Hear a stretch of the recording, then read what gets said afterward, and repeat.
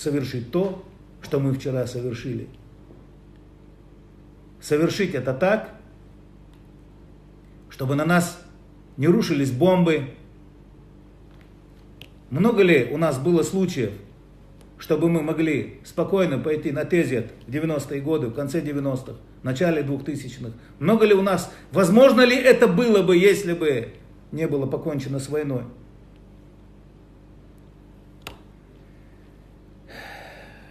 Я считаю, что я имел право на эту исповедь с вами.